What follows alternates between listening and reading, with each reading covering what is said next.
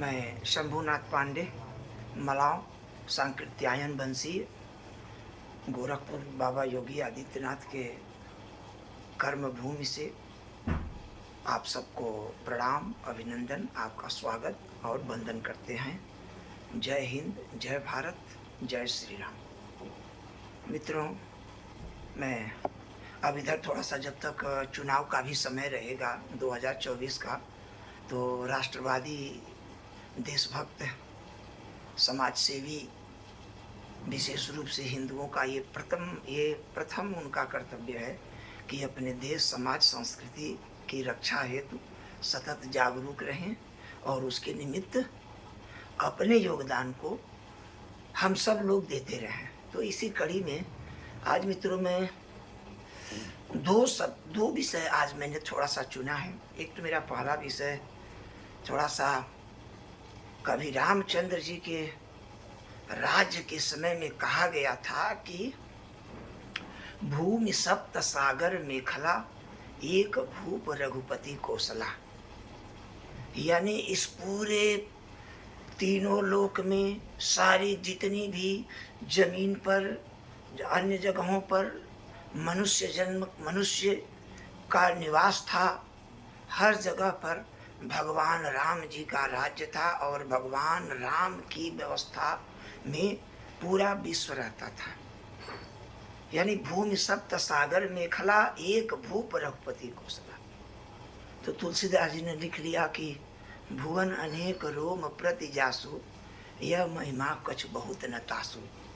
हालांकि उनके तो रोम रोम में कोटि कोटि ब्रह्मांड हैं, तो उनके लिए ऐसा कहना कि वो पूरे पृथ्वी के मालिक थे, ये बहुत छोटी सी बात है। ये सनातन धर्म ये है।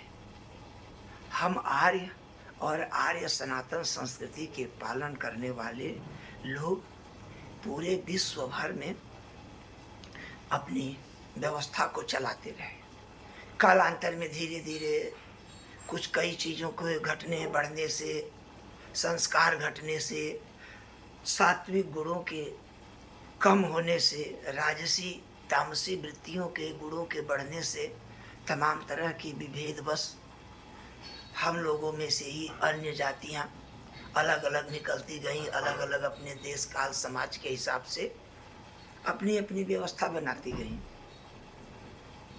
तो उसके लिए एक चीज़ है, ठीक है, आपकी व्यवस्था बन गई, दो भाई रहे, दोनों बड़े हुए, अलग अलग एक व्यवस्था बना लें, लेकिन फिर भी एक परिवार की जो संस्कृति होती है, जो साझी विरासत होती है, उसको कभी नहीं छोड़ा जाना चाहिए। उसके लिए रामचरितमानस में एक चौपाई है। भगवान हनुमान जी कहते हैं रावण से कि सजल मूल जिन सरितन नाही, बरस गए पुण्य तबहु सुखाई। जिन नदियों के पास अपना पारंपरिक जल स्रोत नहीं है, उन्हें केवल बरसात का आसरा है। बरसात का आसरा से मतलब समझिएगा, मैं थोड़ा गूढ़ बात कर रहा हूँ कि कुछ अन्य पथ मतावलंबी हैं जिनके पंथ में एकाध कोई कभी आया, उसने कुछ अपना ज्ञान बुद्धि लगा करके कुछ बनाए। अब वो बनाए, अब उसके बाद अब उसमें आगे कुछ नहीं आ रहा है और वह अपनी मूल संस्कृति से भी नहीं जुड़ा है, तो फिर उन पंथ के लोगों में विकृति आ सकती है, दिक्कत आ सकती है। और इसके बहुत सारे उदाहरण हैं। मैं उस पर कभी अलग से भी कभी अलग भी वीडियो बनाऊंगा। तो आप लोग ये जानें कि आज की डेट में मेरे मन में कुछ तुलसीदास जी की प्रेरणा हुआ करती है, भगवान भोलेनाथ जी की, गुरुदेव कागभूषण जी की। तो मन में कुछ कुछ भावना विचार आते हैं। कभी कभी सोचता हूँ कि कुछ आप लोगों को भी जो मुझे मिलता है कभी कभी कुछ दे दिया करो। हालांकि ये भी बड़ी विलक्षण बात है, जब ईश्वरीय थोड़ी सी कृपा और उनका प्रवाह आता है तो उस समय बोला नहीं जा सकता, और जब बोला जाता है तो उनका प्रवाह नहीं आता। ये सत्य है। इसीलिए आज मैं बोल रहा हूँ तो प्रवाह हो सकता है प्रभु जी का कम हो, माँ शारदा की कृपा जरूर होगी। तो मित्रों, सनातन धर्म, भगवान प्रभु श्री राम जी अपने राज्याभिषेक हो गया है, सारी सब चीज़ें हो गई, पूरा सुखपूर्वक पूरे त्रिलोक में सारी सब व्यवस्थाएं बन गई हैं, सब लोग एक बड़े कायदे से रह रहे हैं। बहुत लंबा समय हो गया, 11,000 वर्ष से ऊपर हो गया है। अब उनको स्मरण कराया जाता है, स्मरण तो है ही है, वो एक काल के द्वारा कि प्रभु जी अब थोड़ी सी लीला संवरण का समय आएगा, आ रहा है। तो वो क्या करते हैं कि वो सोचते हैं कि अच्छा चलो एक ऐसा उपाय बना देते हैं कि हमको कोई ये ना कहे कि भगवान रामचंद्र जी जो है वो सारी अपनी प्रजा दिव्य धाम से लेकर के आए थे, वो लोग तो ऐसे ही पुण्यात्मा थे, तो उसमें कोई बड़ा प्रभु जी की कृपा नहीं है, वो तो लोग पुण्यात्मा थे तो पुण्यात्मा चले गए। तो उन्होंने एक लोक में आदर्श बनाने के लिए वो एक पब्लिक मीटिंग करते हैं, वो एक जनता का दरबार लगाते हैं। तो आज का मेरा टॉपिक थोड़ा सा इस पर भी 2-3 मिनट जाएगा। जो खास करके जो लोग देश विदेश से, थोड़ा सा इस वीडियो को आप लोग अपने भी सुनिएगा और 2-4 लोगों को फॉरवर्ड करिएगा। चूँकि मेरी बड़ी न हाईटेक व्यवस्था है, न मैंने कुछ ऐसा बड़ा इसके लिए कोई उपाय किया है, छोटा सा विचार है वही आप लोगों में। एक बार रघुनाथ बुलाए, गुरु द्विज पुरवासी सब आए, बैठे सभा नाई द्विज सज्जन। सब लोग आकर के बैठ गए, बोले भगत भजन, बोले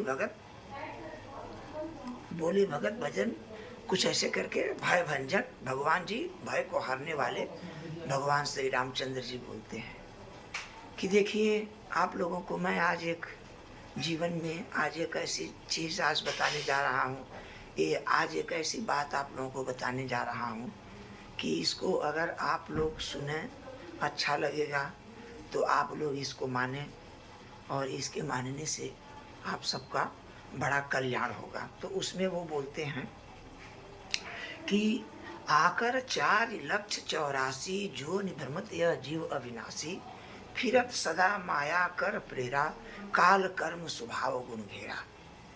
हमारी माया के वशीभूत पूरे विश्व में, सृष्टि में 84 लाख योनियों में यह जीव काल कर्म और 2 स्वभाव के गुण स्वभाव पर यह भटकता है, फिरता है।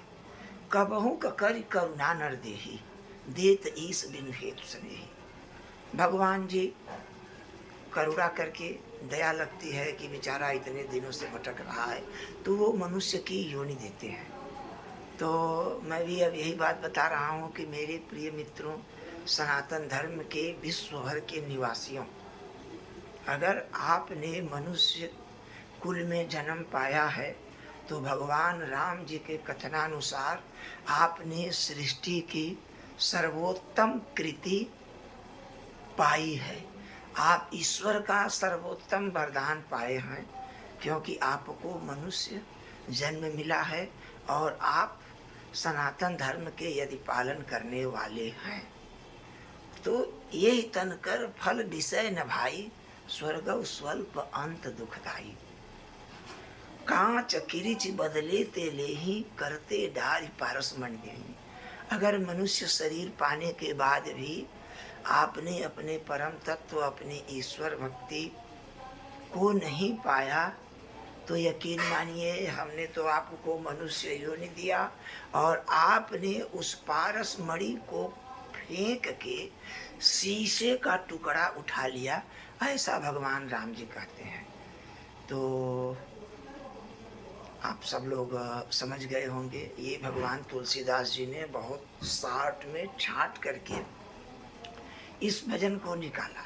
तो उन्होंने कहा कि जो मनुष्य की शरीर पा गया, तो मनुष्य शरीर पा गया तो इस 84 लाख योनियों के भव सागर से नर तन भव बारिधि कहूँ भेरो। अब इस भव सागर में मनुष्य की शरीर एक बहुत सुंदर जहाज है और सन्मुख मरुत अनुग्रह मेरो। उसमें मेरा क्या रोल होगा, मेरी कृपा का क्या रोल होगा, मेरे भगवान नाम का क्या रोल होगा। कि जैसे अब समुद्र में आप अपनी नाव चलाइए, पाल लगा देते हैं तो हवा अपने आप गंतव्य तक बड़ी तेजी से उड़ा के ले जाती है। ये हम लोगों ने बचपन में कभी कभी जब नदी की सवारी करते थे तो वो भी नदी पर नाव पर बैठ के तो वो पाल लगा करके आ जाया जाता है। वो एक तरीका है। नरतन भव वारिद कौबेरो सन्मुख मरुत अनुग्रह मेरो।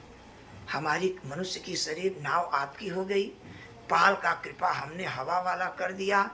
अब इसके बाद कर्णधार सदगुरु दृढ़ नावा, और गुरु जो है उसको नाव के खेने वाला, ड्राइवर कहिए मल्लाह कहिए, उसको चलाने वाला है।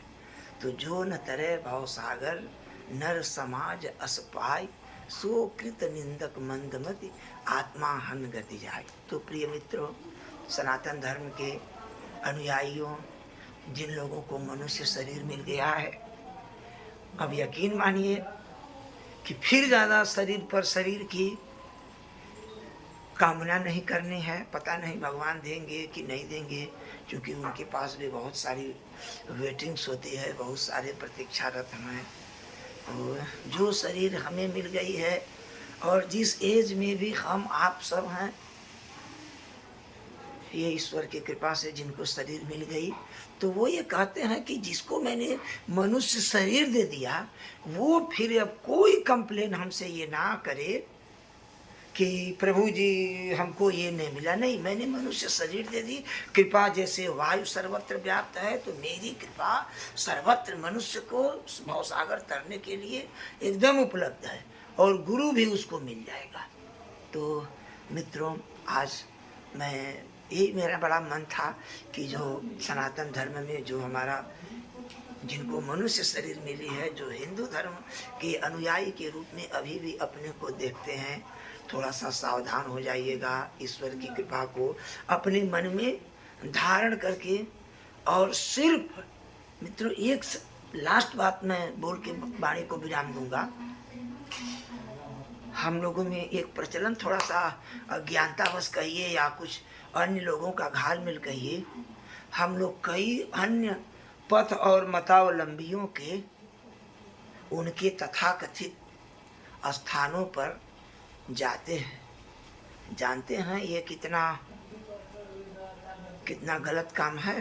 भरत जी ने माँ कौशल्या से कहा है कि हे माँ, अगर भगवान राम को वन भेजने में कैकेयी के साथ मेरी रत्ती भर भी कोई संलिप्तता हो, या मेरी कोई प्रत्यक्ष अप्रत्यक्ष मेरी कोई सहमति हो, तो माँ जे परिहरि हरिहर चरण भजहि भूत गण घोर, पावौ मैं तिनकै गति जो जननी मत बोल। हे माँ, अगर मेरा मत इसमें हो तो मैं वही गति पाऊं जो भगवान राम कृष्ण हनुमान माँ दुर्गा सीता जी लक्ष्मी जी गौरी गणेश जी को छोड़कर जो लोग भूत प्रेत पिशाच और मांस भक्षी अन्य लोगों के दरवाजे पर जाकर के उनका भजन स्मरण करते हैं, वही गति मिले।